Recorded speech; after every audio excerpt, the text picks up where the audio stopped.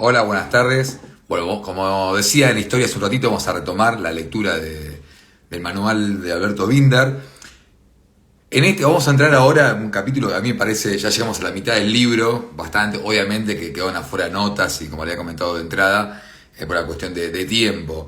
Hay un par de notas que tengo marcadas que si pues al final nos da el tiempo vamos a leerlas. De este capítulo sobre todo hay una nota muy interesante que también vamos a ver cómo llegamos a lo último. Vamos a arrancar con la lectura. Ahora arrancamos con el concepto de hecho como garantía fundamental. Esta parte se va a poner muy interesante y muy buena, así que espero que la puedan continuar y seguir lo que nos vienen acompañando. Así bueno, vamos. Arrancamos. Punto número 1 es el capítulo 52, ¿no? De la obra. Verdad y concreción. La exigencia de verdad no cumpliría cabalmente su papel si no se concretara en la primera y basal garantía dentro del sistema, la exigencia de que el acusador conecte la petición de pena con un hecho concreto y preciso. Recordemos que la verdad es algo que se predica de una afirmación, es decir, de proposiciones, y que esas proposiciones fácticas no son aisladas, sino constituyen la narración de un suceso, de algo que aconteció en la vida real y por lo tanto se debe probar su existencia o ocurrencia.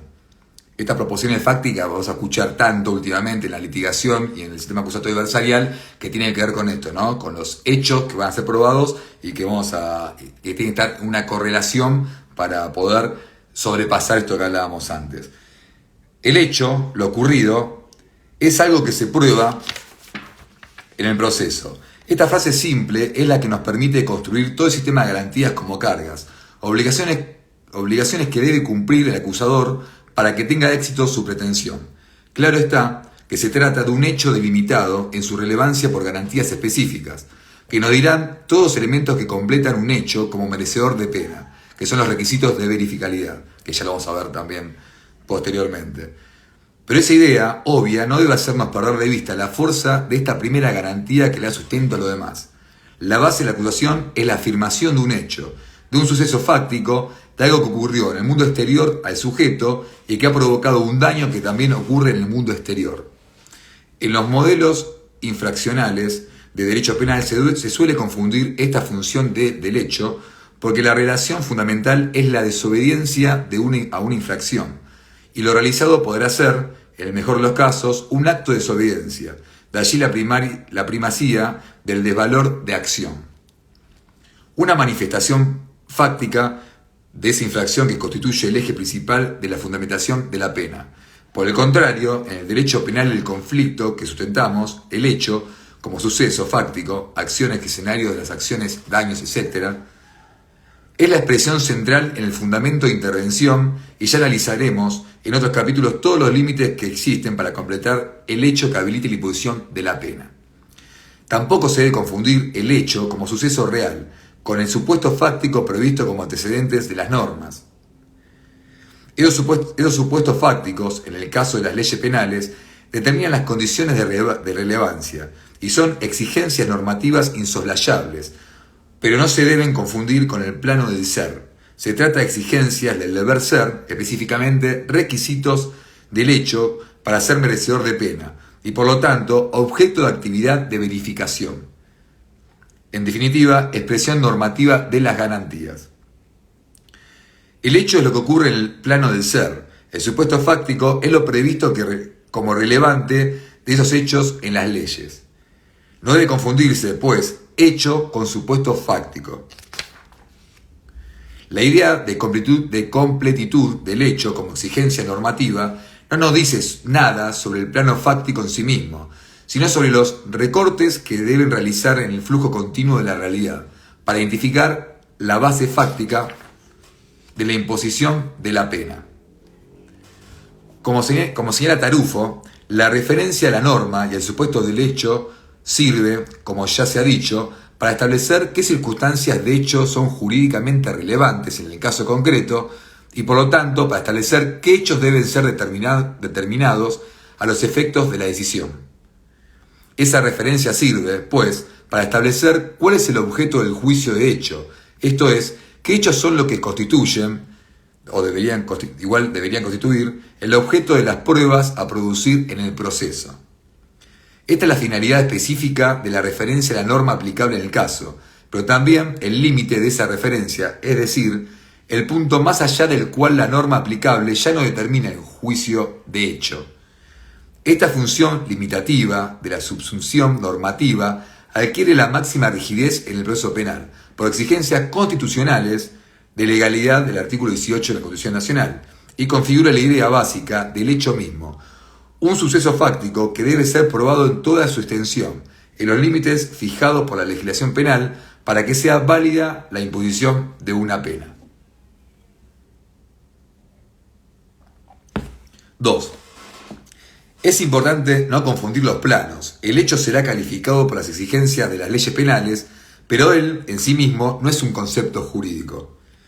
Solo los hechos concretos pueden ser descritos como existentes en la realidad empírica, mientras que las clases de hechos o los supuestos de hechos abstractos pueden ser definidos o conjeturados, pero no propiamente descritos como los datos empíricos. Es conocido, por otra parte, que uno de los problemas fundamentales del juicio afecta precisamente a las modalidades mediante las que se reconduce la descripción de un hecho empírico específico a un supuesto de hecho abstracto normativamente determinado. Tarufo, esto es del 2005. Después un comentario, avanzamos un poquito más. La permanente confusión en la práctica judicial sobre estos dos planos es muy nociva. Describir el supuesto fáctico de una norma no es lo mismo que describir el hecho concreto postulado, como ocurrió en el proceso social. Un comentario. Una cuestión que muchas veces en la práctica suele cometerse como, no sé si como error o como error, que también en algún momento también lo puedo haber hecho al comienzo, es cuando uno va a hacer una denuncia y la denuncia describe el tipo penal, lo que dice el artículo. Nosotros tenemos que describir hechos, ¿sí? Y esos hechos después van a subsumirse en el tipo penal. Es al revés. Porque a veces dicen, no, yo hice denuncia porque matar el otro. No, entonces describir los hechos de cómo fue todo el suceso que se dio y que esa figura va a describir el tipo penal del artículo que va, si se subsume y se verifica todo eso, le corresponderá una pena, como está diciendo Binder. Como en el prólogo que leímos también, si se acuerdan, él ya aclara de entrada que va a ser muy repetitivo en ciertas cuestiones para que se puedan comprender y entender, ¿no? Así que bueno, ¿dónde quede? Ambas dimensiones reclaman uso de lenguajes diferentes.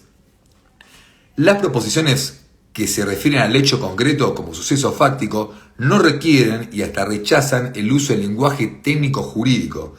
Ese lenguaje técnico jurídico se utiliza para calificar ese hecho como merecedor de pena, nunca para escribirlo, justamente lo que hablábamos recién. ¿Se entiende, no? Digamos, una cosa, cuando el hecho que yo voy a querer como defensa, como acusador, como parte del proceso penal, yo voy a escribir las proposiciones fácticas, son los hechos que ocurrieron. No voy a hablar de tecnicismo y hacer un compendio de leyes o de tipos penales. Entonces después, esa parte en el alegato final y demás es cuando vamos a darle esa forma normativa, ¿no? Para decir una cosa. Porque en lo que dice Binder también, que en esa confusión a veces es nociva para el proceso penal. Esto no quiere decir que la idea del hecho no pueda tener complejidades, pero esas complejidades no deben ser estudiadas de la doctrina jurídica de calificación, porque ello conduce a la rápida confusión de planos y nos empuja finalmente a la tradición infraccional. Por ello, la pregunta, ¿qué es un hecho?, no se puede contestar desde el pensamiento jurídico. Las doctrinas jurídicas nos podrán responder a la pregunta, ¿cuándo es relevante jurídicamente un hecho? En materia penal, esto es de gran importancia para resguardar las dimensiones fácticas de las tentaciones infraccionales. Y en el derecho penal, este tema ha suscitado grandes controversias, no siempre bien comprendidas en el sistema de garantías. Una nota bastante larga, vamos a dejarla, después lo vemos. 3. Volvamos a la pregunta, ¿qué es un hecho? La respuesta no es sencilla, ya que sería larga una historia filosófica de la noción de hecho. Además sería complicada por cuanto en numerosos casos el vocablo hecho ha sido usado sin gran precisión conceptual. Ferrater Mora, de 1965. El uso que ha realizado la filosofía del concepto hecho, su relación con la idea fenómeno, o su relación con la idea, o con las esencias de los hechos, no nos aportan claridad para nuestro propósito y nos reintroduce con la larga historia de los problemas epistemológicos. Esto también lo vimos hace unos capítulos atrás. Un autor preciso como Mario Bunge se hace la misma pregunta, porque es un hecho, y contesta que adoptamos la convención lingüística que consiste en llamar hecho cualquier cosa que sea, o de que se trate, como por ejemplo todo aquello de lo que se separa o se suponga, como algún fundamento que pretende a la realidad. De acuerdo con ese criterio son hechos, por ejemplo, este libro y el acto de leerlo. En cambio, no son hechos las ideas expresadas en él. Las ideas se convierten en hechos gracias exclusivamente al hecho de ser pensadas e impresas. Se recurre a una convención lingüística y por lo tanto, del mismo modo que hemos hecho la indagación sobre el concepto de verdad, debemos partir del lenguaje ordinario, aunque en este caso el DRAE no es tan preciso, dada la variedad del uso. Hecho, como participio del verbo hacer, puede significar acción u obra, cosa que sucede, asunto o materia de que se trata. Dentro de esta variedad, obra, lo hecho, es la que más se acerca al concepto que usamos, porque en definitiva, lo que estamos diciendo es que se trata de una obra humana. Bunge distingue diversas clases de hechos. En primer lugar, acontecimiento o suceso, que es cualquier cosa que tiene lugar en el espacio-tiempo y que, por alguna razón, se considera en algún respecto como una unidad. Además, cubre un lapso breve. En segundo lugar, un hecho puede ser un proceso. Un proceso es una secuencia temporalmente ordenada de acaecimientos, tal que cada miembro de la secuencia toma parte de la determinación del miembro siguiente. Si se analizan con la suficiente profundidad, la mayoría de los acontecimientos resultan procesos. Por último, existen entidades o cosas físicas que son los entes concretos, lo que usualmente llamaríamos cosas. Los acontecimientos y los procesos son lo que ocurre en y entre cosas concretas. Estos hechos constituyen objetos, en tanto son tema del pensamiento o la acción. Como son hechos concretos, también podemos hablar de objeto concreto. En ese sentido, es correcto decir que los hechos forman parte del objeto concreto del proceso penal de conocimiento, objeto, no objeto o finalidad. Esta párrafo creo que lo hace un poco confuso y hay una contradicción, ¿no? en lo que busca la finalidad de la obra. Recordemos que antes habíamos dicho que los hechos que son relevantes en el proceso penal va a ser justamente lo que marca el proceso penal y lo que se van a poder evidenciar, probar. Entonces acá está haciendo un poco esa referencia, ¿no? Punto 4. Cuando nos referimos, como ocurre en el juicio penal, a acontecimientos o procesos sociales, existen algunas dificultades adicionales en la definición de hecho, sobre una pura base social. En primer lugar, porque la realidad social dentro de la cual se produce el hecho del proceso penal es algo mucho más inmediato a cada uno de nosotros que la idea de realidad en general o el mundo físico. Por ello, en tanto es el producto de una intersubjetividad, se encuentra atravesada de un modo más directo por los problemas de las perspectivas. Está bien, acá hablamos un poco de que en el ámbito social, un hecho, ya que sea con acontecimiento ilícito o lo que sea, si nos guiamos desde la concepción, cada ser que lo esté mirando desde su subjetividad lo va a ver de alguna manera, ¿no? De una interpretación. Por ello, esto ya lo vimos, la realidad de la vida cotidiana, nos dicen Berger y Luckmann, se da por establecida como realidad. No requiere verificaciones adicionales sobre su sola presencia o más allá de ella. Está ahí sencillamente como factibilidad evidente por sí e imperiosa. Sé que es real. Esta evidencia de la realidad cotidiana nos obliga a que si queremos suspender esa evidencia y alejarnos, como ocurre en el proceso penal, debemos hacer un esfuerzo mayor de distanciamiento, tal como lo hace el teórico o el filósofo. En ese sentido, podemos decir que el mundo de la realidad social es el reino del sentido común. El reino del sentido común. Siempre yo marco, es algo que a mí esa palabra me gusta como eje, ¿no? Porque siempre lo digo y hago comentarios, y me atrevo a hacer un comentario delante del maestro Víctor, ¿no? Muy atrevido lo mío, pero el derecho penal y el derecho en general, por eso hablamos del derecho penal, no deja de ser otra cosa que el sentido común. Después hay que ver los extremos que pueda llevar una doctrina o la otra, con ciertas tendencias sociales que pasan en la realidad. Pero lo que uno busca con las garantías sin control es que en realidad que se aplique un sentido común. El sentido común con verificaciones y con cierta rigidez en el sentido de cómo llegar a esa verdad, ¿no? Tengo un problema de cuando me pongo a hablar, después me pierdo donde lo dejé. Esta evidencia de la realidad cotidiana nos obliga a que si queremos suspender esa evidencia, alejarnos, esto ya lo leí, debemos hacer un esfuerzo mayor de distanciamiento, tal como acá dejamos. En este sentido, podemos decir que el mundo de la realidad social es el reino del sentido común, el ámbito donde se presenta con mayor fuerza. No se puede entender el enorme esfuerzo de garantías que se realiza a través del sistema probatorio si no comprendemos que él se enfrenta a la información proveniente del sentido común, que trata de construir un litigio que trascienda ese sentido común, por más que no tenga otra opción que partir de él. Total. Esta fuerza de la realidad social ha llevado a que se instale un cierto escepticismo suave sobre la posibilidad de conocer esa realidad.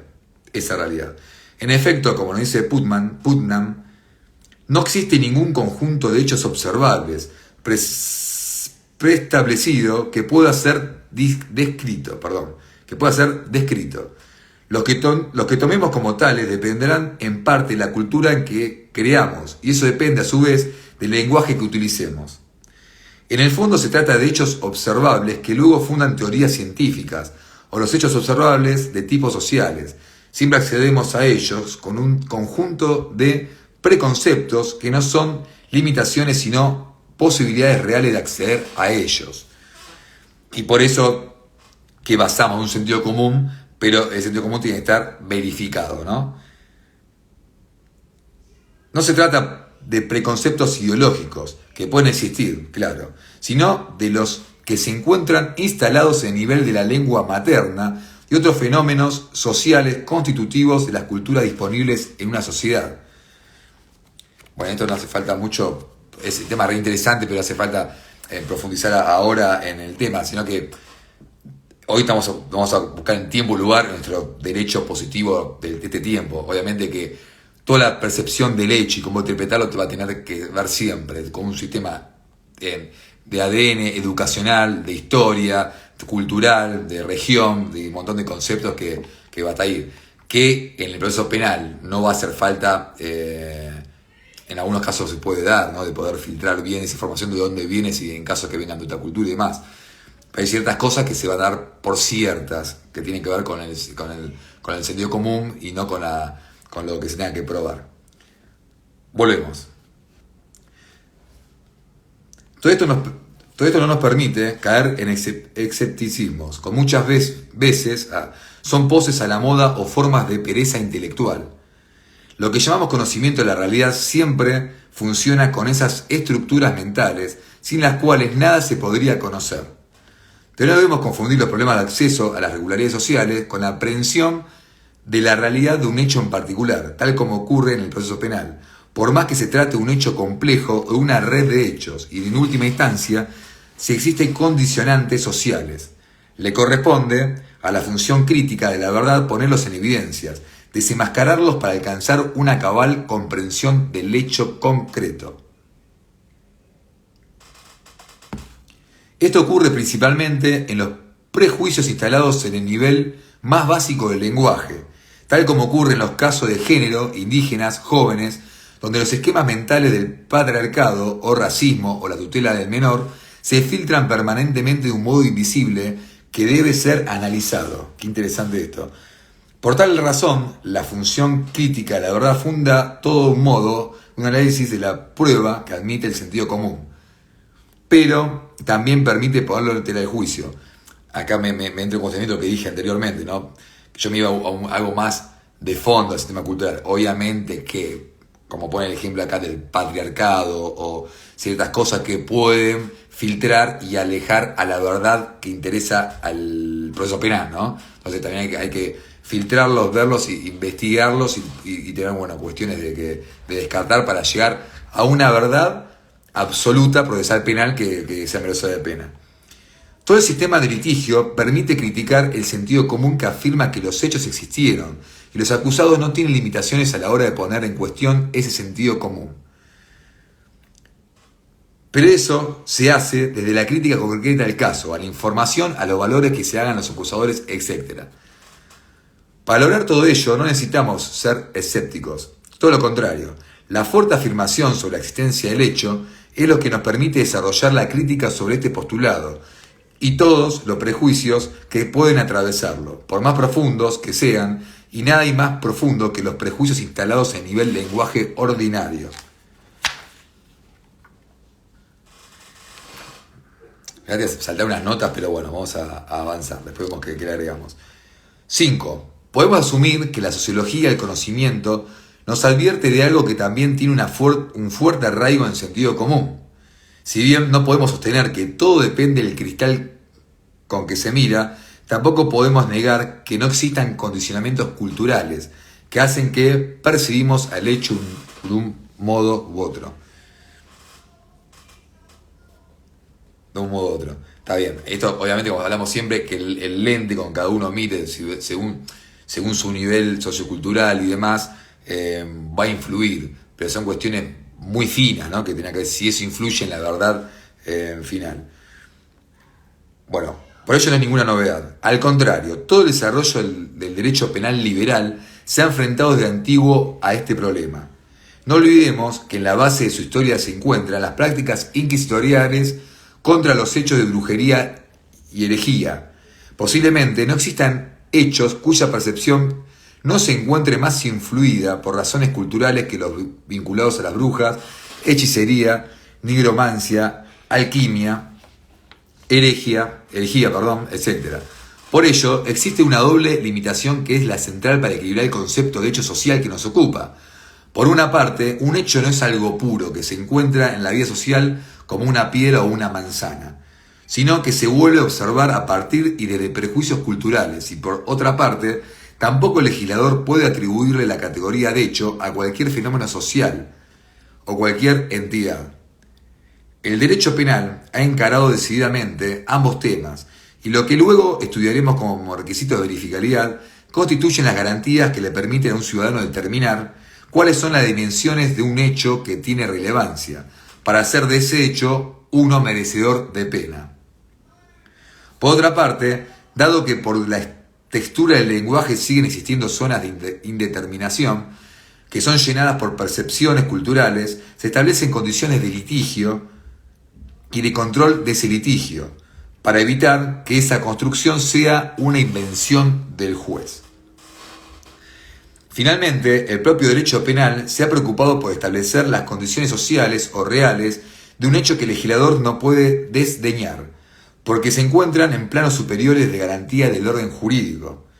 Todos estos problemas los veremos con mayor detalle en los capítulos siguientes, pero lo importante es que sepamos que toda la historia del derecho penal liberal se ha escrito en contra de la falsificación de los hechos o de su puro invento, o de confundir ficciones con realidades y prejuicios que son con verdades.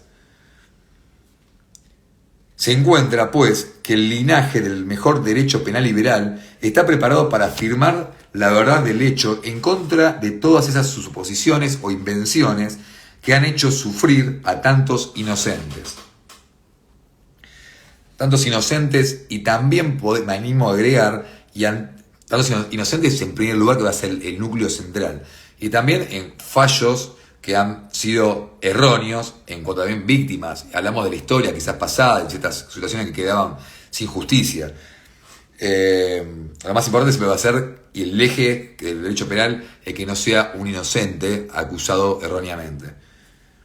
Hoy, con el avance de las partes del proceso, también se va a garantizar que una víctima no sea ni subestimada o discriminada, como son derechos que hoy tienen que para ser escuchada, ¿sí? Que eso no quiere decir ser escuchada de que todo sea verificado y verdad. Son temas que se hacen largos. Vamos, punto número 6.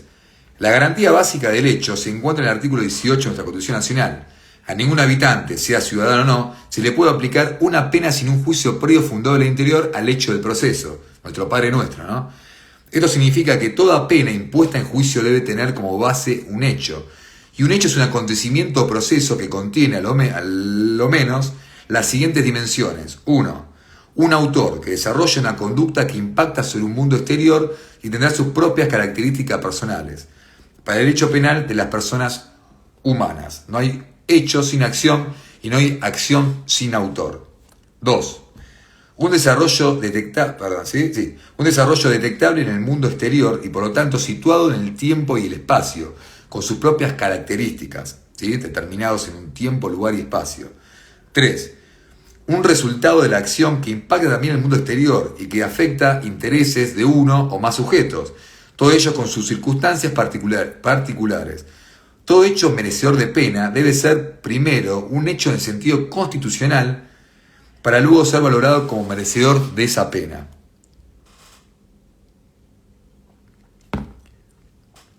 Existe una primicia de los hechos antes de toda valoración penal, y por ello la calidad de un juicio penal se mide por el tratamiento de los hechos, así como todo el sistema de garantías tiene su piedra de toque en la construcción fáctica, en la determinación de las circunstancias del hecho, que se encuentran en las 3 dimensiones que hemos señalado precedentemente.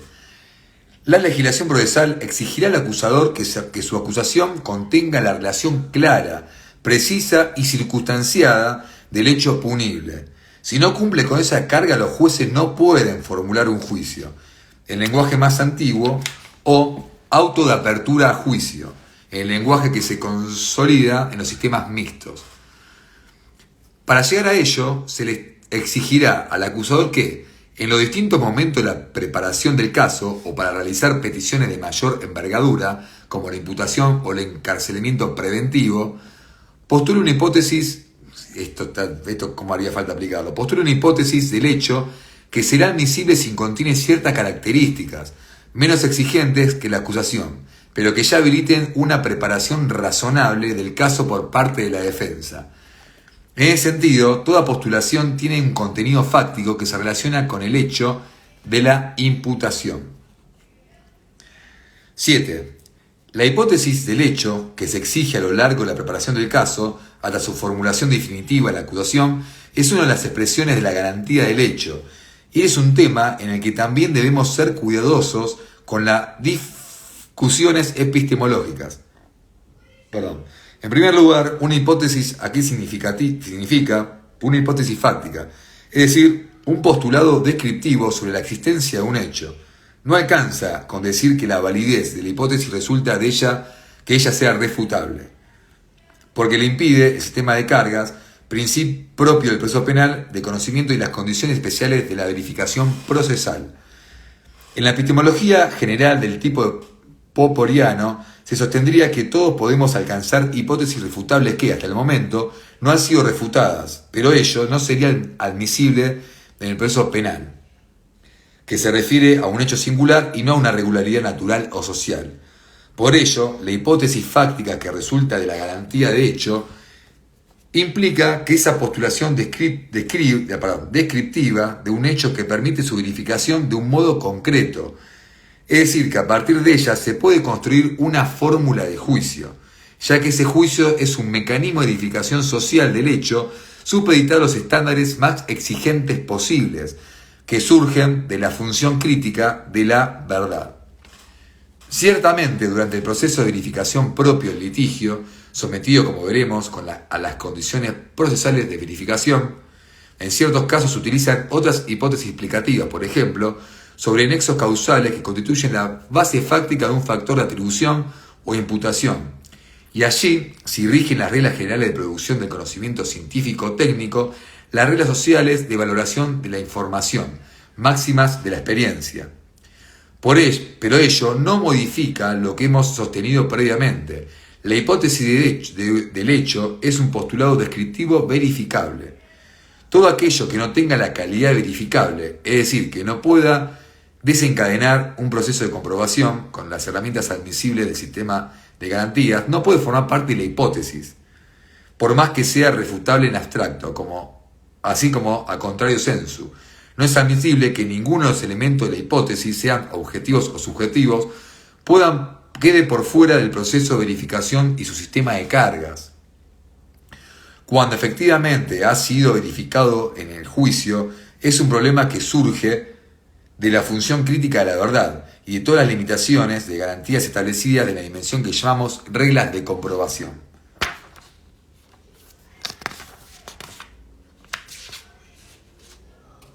Bueno, esta última nota que dice así. En los últimos tiempos, de la mano de la mayor adversarialidad, de los sistemas acusatorios y la necesidad de mejorar la calidad del litigio, se ha divulgado el uso de la frase teoría del caso. Según Dewey y Bateman, la teoría del caso es un ángulo desde el cual es posible ver toda la prueba. Pero es algo más que cumple una función coordinatoria. Sí, bueno, la teoría del caso va a ser verificada con la prueba. Pero es algo más ya que cumple la función ordenadora. Todas las proposiciones fácticas que intenten acreditar el juicio, toda la prueba que presentare para acreditar dichas proposiciones fácticas, todo examen, contraexamen y alegato que realizó dentro del juicio están al servicio de y son funcionales a mi teoría del caso. De lo contrario, cada vez que me aparto de mi teoría del caso, pierdo la credibilidad. En un escenario donde la credibilidad es el nombre del juego. Esto es lo que hablamos el otro día, ¿no? De tener la teoría del caso, que va a ser nuestro mapa conceptual, nuestro norte, que va a guiar. Y cuando hablamos del para qué, de esto que hablamos ahí, ese para qué va a responder siempre a verificar nuestra teoría del caso. O sea, que sea a ver, si vamos por la defensa, la inexistencia del hecho, la no autoría, el grado de participación, la legítima defensa, sea por donde abordemos nuestra línea de defensa, teoría del caso llamada, como la llamamos todos ahora, va a estar sujeta a todo lo que vaya evidenciando y acompañando, o en caso que el acusador no lo pueda realizar y se mantenga la presunción de inocencia en el caso de duda, ¿no? La teoría del caso, la teoría del caso como herramienta estratégica es la que permitirá a los litigantes determinar con la mayor exactitud posible cuáles son los hechos importantes para llevar a juicio, en función de qué tipos penales concretos y con cuál respaldo probatorio. Lorenzo. De ahí, por ejemplo, yo ayer tuve una audiencia que es previa al 38 del debate, para justamente poder ver qué prueba, cuál es la teoría del caso de cada parte y cuáles son las pruebas que se pueden o acordar o desistir o que se quieren sostener para poder en el debate evidenciar la teoría del caso propia, ¿no? Entonces, dice, buscan una perspectiva distinta a Gamboa y Romero Verdullas, para quienes es impropio el uso de la palabra teoría, ya que lo que hacen los acusadores es proponer hipótesis que deberán ser refutadas. Ello es correcto, y el uso de teoría es impropio y confuso. Pero no hemos encontrado todavía una frase sustitutiva que aglutine todos los componentes ordenadores del litigio, bajo una estrategia como, ya buscar, creo, cuando vamos a dejarlo como teoría del caso, que dice que si es una teoría, va a ser, bueno, vamos a dejarlo ahí, porque en realidad yo creo que la teoría, si después lo voy a verificar, va a dejar de ser una teoría del caso, va a ser la verdad del caso, ¿no? Como ocurre en todas las dimensiones del litigio, tendremos una dimensión analítica, una dimensión persuasiva y una dimensión estratégica. Quizás es ocioso discutir cuál es la más importante de ellas, ya que justamente la idea de la teoría del caso nos lleva a sostener la fuerte imbricación de todas ellas en un sistema de trabajo donde pasamos a una dimensión a otra permanentemente.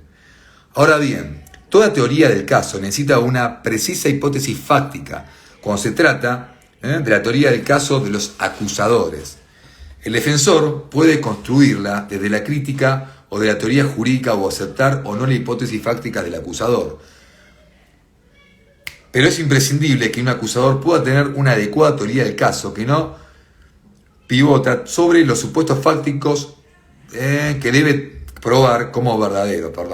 Si bien la teoría del caso es una técnica de litigación, impactó fuertemente sobre la pedagogía y sobre la comprensión del todo sistema de garantías, pero sería peligroso e impropio utilizarla para relativizar la importancia de la hipótesis fáctica de los acusadores como un componente esencial de toda teoría del caso de la acusación. Vamos a hacer un comentario. Como finalmente todo se trata de probar la verdad de un hecho merecedor de pena, entonces existe una centralidad de esos supuestos que no debe quedar oculta por la existencia y función de las otras dimensiones de esta técnica de litigio. Esos supuestos fácticos se expresan en la narrativa del caso, que constituye un hilo conductor de esa teoría a lo largo del juicio u otras audiencias. No deben confundir la idea de que cada parte tiene una teoría del caso con relativismo. El juicio penal es un mecanismo formalizado donde la construcción de la verdad se realiza por una fuerte combinación de formas y cargas procesales, donde los intereses no se ocultan, sino que se procura que se institucionalicen a través de las limitaciones formales o el espacio público de la sala de audiencias. Perspectivismo no es relativismo. La lucha de intereses se expresa en las distintas narraciones, no en una mengua para la verdad, sino en un camino más rico y exigente. Un buen juez alienta ese debate porque la centella que brota del choque sobre dos espadas, Nietzsche, nos permitirá acercarnos mejor y más pronto a la verdad que le exigimos al acusador. Muy bien, acá tenemos el punto número 1. Con esto último de la teoría del caso, las proposiciones fácticas y el rol que le corresponde al acusador poder probar su teoría del caso, y en caso de duda de relevancia se tiene que dictar la inocencia o depende o una figura menor, depende de cada caso en concreto. Hay que resaltar algo, muchas veces la defensa requiere en la práctica una defensa activa. Hay ciertos hechos donde si vemos que una falsa denuncia, situaciones donde tratan de esconder una verdad y lo demás, uno va a acompañar diligencias y de esa forma le hacemos cargar la carga probatoria al acusador, ¿sí? Entonces está ahí, porque si bien le corresponde al acusador, no hay que descansar en eso. Qué grande, ahí los amigos, colegas ahí un día tenemos que hacer un vivo con ustedes, ahí vamos a dar gente del tribunal y ahí de responsabilidad juvenil. Así que bueno, todo esto por hoy, creo que estamos. Después el capítulo que sigue va a ser el debilitamiento de la garantía del hecho y su peligrosidad, que también está interesante, así que ahora yo quiero avanzar. No voy a seguir largo ahora, vamos a ver cómo estamos. Gracias, hasta la próxima. Cualquier comentario y sugerencia, como siempre, bienvenido sea. Adiós.